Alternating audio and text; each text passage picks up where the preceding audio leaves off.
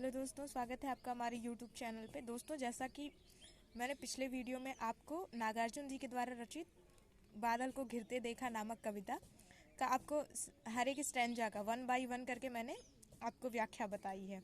अगर आपको व्याख्या में कहीं भी थोड़ी सी भी प्रॉब्लम आए तो आप कमेंट सेक्शन में हमें कमेंट करके पूछ सकते हैं। तो आइए आज हम 5th स्टैंजा से पढ़ाते हैं आपको। कहाँ गया धनपति कुबेर का, कहाँ गई उसकी वह अलका, नहीं ठिकाना कालिदास के व्योम प्रवाही गंगा जल का। ढूंढा बहुत परंतु लगा क्या, मेघदूत का पता कहीं पर, कौन बताए वह छाया में बरस पड़ा होगा न यहीं पर। जाने दो वह कभी कल्पित था, मैंने तो भीषण जाड़ों में नभचुंबी कैलाश शीर्ष पर, झंझा झिल से गरज गरज कर बादल को घिरते देखा है। देखिए दोस्तों, यहाँ पे जो कवि नागार्जुन जी हैं वो कल्पनावादी कवियों के थोड़ा सा खिलाफ उनकी आलोचना करते हुए आपको नजर आएंगे, क्योंकि ये प्रगतिवादी कवि हैं और प्रकृति से इन्होंने जो भी देखा है, अपने आंखों देखा हाल, वही इन्होंने इस कविता के माध्यम से व्यक्त किया है।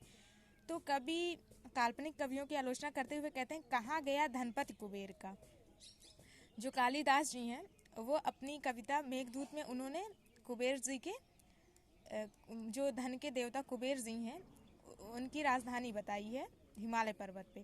तो वही कवि नागार्जुन जी उनकी आलोचना करते हुए कह रहे हैं कि कहाँ गया धनपति कुबेर का, कहाँ गई उसकी वह अलका। कवि पूछ रहे हैं कि वो जो कालिदास ने अपनी कविता में बताया था ना कि धनों के देवता कुबेर जी की अलका अर्थात उनकी जो राजधानी अलका है वो हिमालय पर्वत पे है, वो कहीं मुझे दिखाई नहीं दी, कहीं मुझे पता नहीं चला उसका। नहीं ठिकाना कालिदास के व्योम प्रवाही गंगा जल का। वो कह रहे हैं कि और जो कालिदास ने बताया था कि व्योम मतलब आकाश से जो प्रवाह कर रही है गंगा मैया, अर्थात गंगा का जल जो आकाश आसमान से सीधा स्वर्ग से धरती पे आ रहा है, मैंने उसको भी बहुत ढूंढा परंतु मुझे कालिदास के जो आकाश से प्रवाहित गंगा का जल है वो भी मुझे कहीं नहीं मिला। ढूंढा बहुत परंतु लगा क्या, मेघदूत का पता कहीं पर। कालिदास जी के कवि नागार्जुन जी कह रहे हैं कि जो कालिदास ने अपने मेघदूत रचना में जो यक्ष ने मेघ को अपना दूत बनाकर यक्षिणी के पास भेजा था, मैंने उस मेघदूत को भी हिमालय पर्वत पे बहुत ढूंढा ऊंचाइयों पर, परंतु मुझे उसका कहीं भी पता नहीं लगा। कौन बताए वह छाया में बरस पड़ा होगा न यहीं पर। कभी कहने की जाने दो, वो तो एक छाया में था, अर्थात एक बादल ही तो था जिसको यक्ष ने दूत बना के भेजा था, शायद वो बरस गया होगा बादल यही हिमालय की चोटियों पर। जाने दो वह कवि कल्पित था। कवि कह रहे हैं कि जाने दो, मैं समझ गया वो सब कवि की कल्पना थी, ऐसा यथार्थ में ये धनपति कुबेर और उनकी अलका और ये जो व्योम प्रवाही गंगा जल है, ये सब मेघदूत जो बना के भेजे थे, ये सब तो कवि कल्पित था। जाने दो, मैं मान गया कि वो सिर्फ कवि की कल्पना मात्र थी।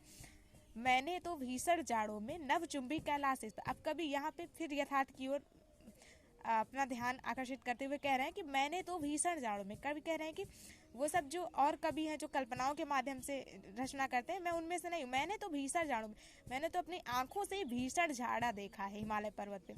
नभचुंबी कैलाश शीर्ष पर, मैंने तो कैलाश अर्थात जो कैलाश पर्वत है उसके नभचुंबी जो आकाश को छूने वाली जो उसकी चोटी है, वहाँ पे मैंने जब गया ना वहाँ पे, तो मैंने वहाँ पे भीषण विशाल जाड़ा देखा, अर्थात बहुत अत्यंत वहाँ पे ठंडी पड़ रही थी, क्योंकि चोटियाँ हिमालय की बर्फ से ढकी होती हैं।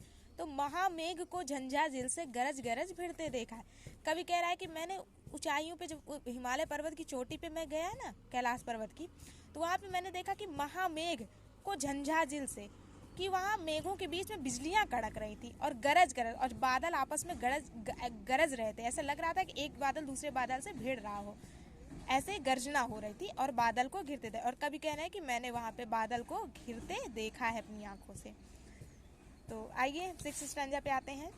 सत सत निर्झर निर्झरड़ी कर मुखरित देव दारु कानन में, सोणित धवल भोज पत्रों से छाई हुई कुटी के भीतर, रंग बिरंगे और सुगंधित फूलों से कुंतल को साजे, इंद्रनील की माला डाले शंख सरीखे सुघड़ गलों से, कानों में कुवल लटकाए, सतदल लाल कमल वेणी में राजत रचित मणि खाचित कला में, पान पात्र द्राक्षासव पूरित रखे सामने अपने अपने लोहित चंदन की त्रिपटी पर, नरम निदाग बाल कस्तूरी मृग छालों पर पंथी मारे, मदिरा ऋण आंखों वाले उन।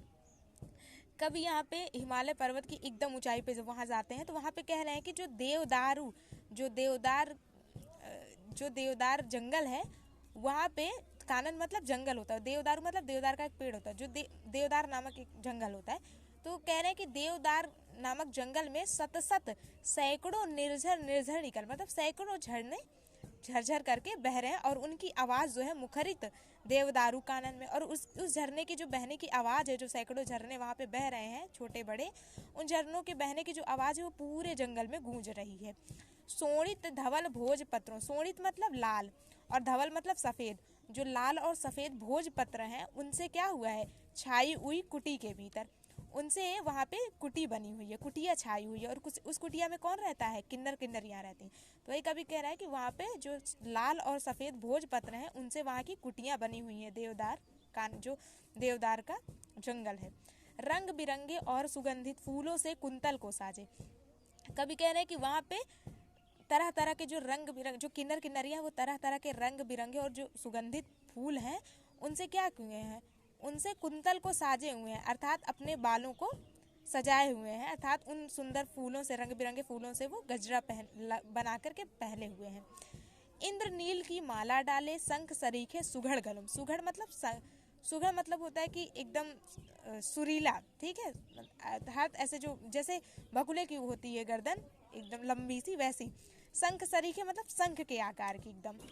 तो कह रहे हैं कि जो किन्नर किन्नरियाँ उनका गला कैसा है, शंख के आकार का है। तो और उस शंख के गले के, जो शंख रूपी गला है, शंख के आकार का गला है, उस गले में क्या पहने हुए हैं, इंद्रनील की माला। इंद्रनील मतलब जो नीलम मणि होती है उसकी माला किन्नर किन्नरियाँ अपने शंख की रचना वाले गले में पहने हुए हैं। कानों में कुवलय लटकाए और कानों में क्या किए हैं, वो कुंडल, अर्थात फूल, जो सतदल लाल कमल बेड़ी में जो सैकड़ों पंखुड़ियों वाले जो लाल कमल होते हैं उनकी वो क्या किए हैं, कुवल लटका है, अर्थात कानों में कुंडल बना के पहने हुए हैं। राजत रचित मणि खाचित कला में पान पात द्राक्षासव पूरित, और जिसमें वो मदिरा पान करते हैं वो पान कैसा बना हुआ है, राजत रजित मणि, वो चांदी से बना हुआ है, राजत मतलब चांदी के, रजित मणि और मणियों से वो क्या हुआ है, खाचित कला में, और मणियों से क्या हुई, उसकी अलंकारी हुई है, अर्थात मणियों से वो सजाया गया है वो पात्र। पान पात्र, वो पात्र कैसा है, पान अर्थात पीने योग्य पात्र है जिसमें पिया जाता है। क्या पिया जाता है, द्राक्षासव पूरित, द्राक्षासव मतलब अंगूर की बनी हुई मदिरा, पूरित मतलब भरी हुई है। रखे सामने अपने अपने, भर करके क्या किए, अपने अपने सामने रख लिए। कौन रख लिया, किन्नर किन्नरियाँ। लोहित चंदन की त्रिपटी पर, और उनकी त्रिपटी कैसी है, अर्थात उनकी जो त्रिपाही है वो कैसी है, लोहित चंदन की, वो लाल चंदन की बनी हुई है, लाल चंदन के लकड़ी की बनी हुई है। नरम निदाग बाल कस्तूरी, और वो बैठे किस पे हैं, मृग छालों पर पलथी मारे, किस पे वो पलथी मार के बैठे, अलती पलथी मार के बैठते नहीं है लोग, तो वो पलथी मार कर किन्नर किन्नरियाँ किस पे बैठे हैं, नरम निदाग, जो एकदम नरम नरम, और निदाग अर्थात एकदम बालक के समान, जो बाल कस्तूरी मृग हैं उनकी छालों पर, उनकी मृग छालों पर पलथी मारकर किन्नर किन्नरियाँ बैठे हुए हैं। मदिरा ऋण आँखों वाले उन, और अधिक मदिरा पान करने से उनकी आंखें कैसे हो गई हैं, लाल लाल हो गई हैं।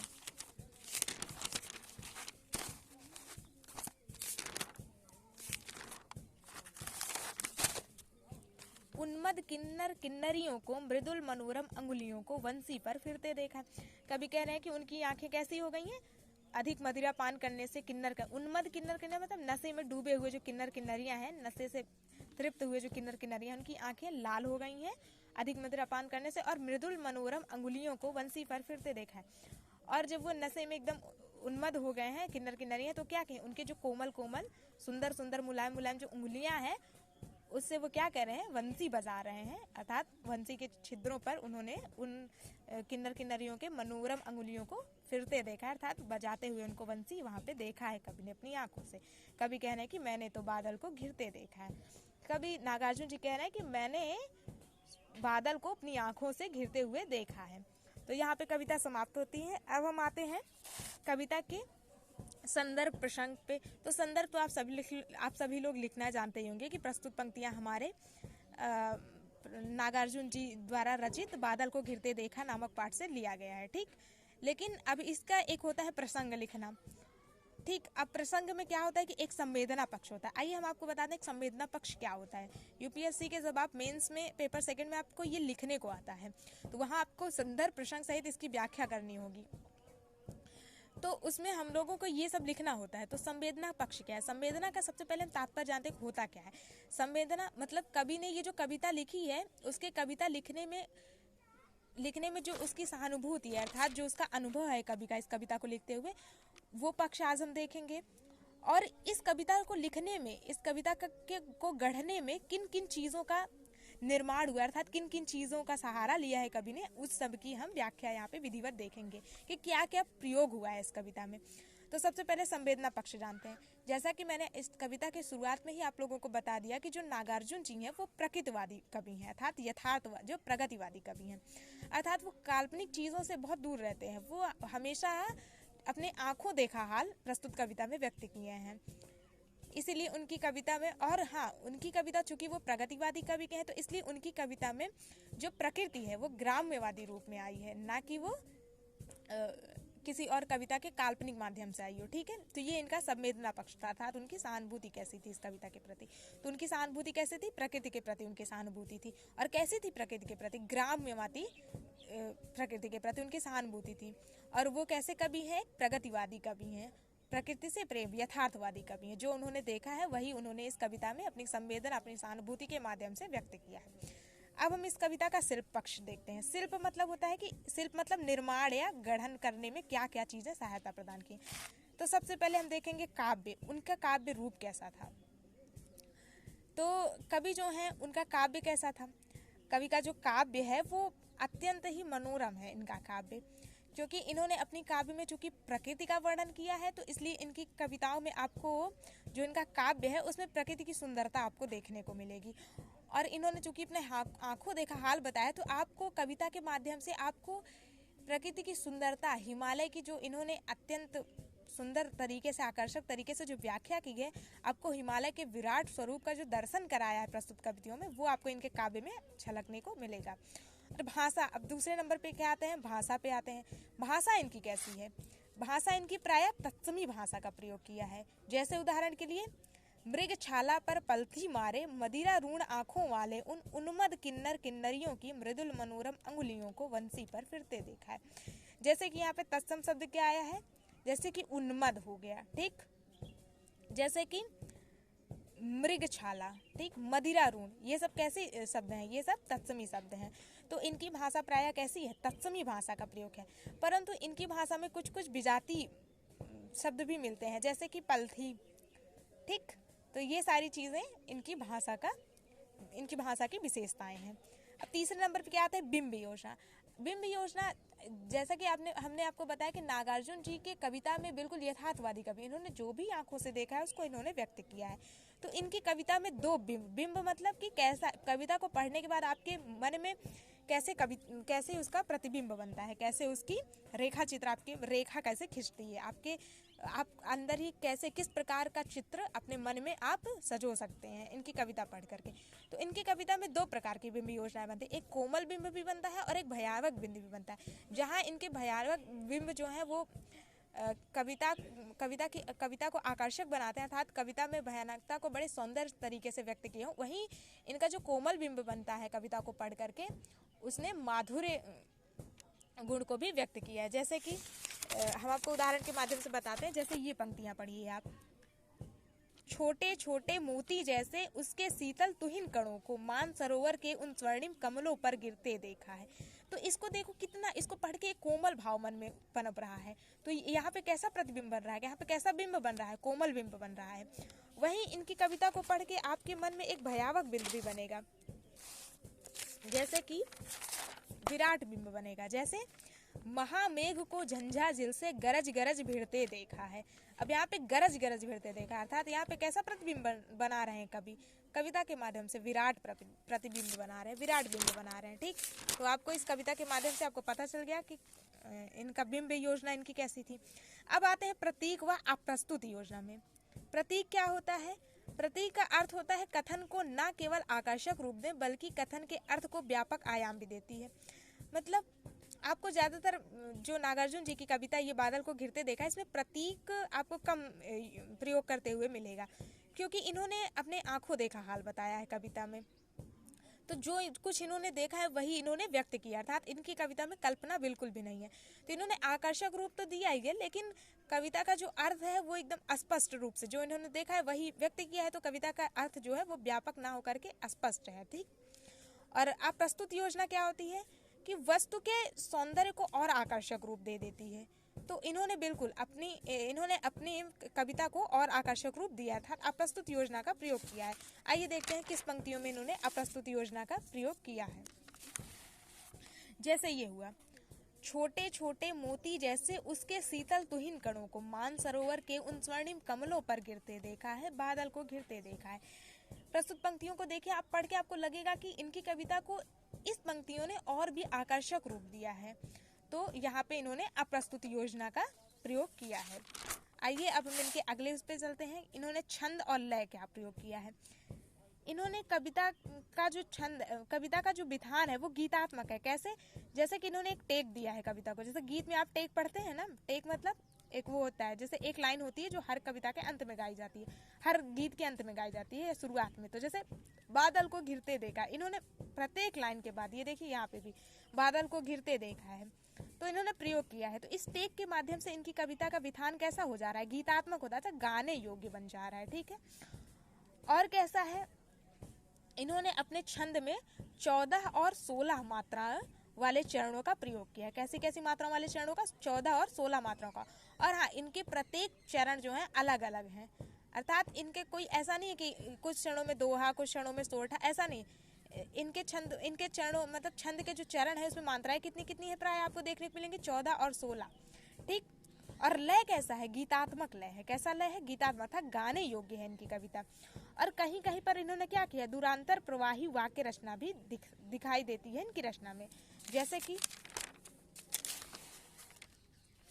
जैसे ये देखिए, बेबस उस चकवा चकई का बंद हुआ क्रंदर फिन उनमें उस महान सरोवर के तीरे।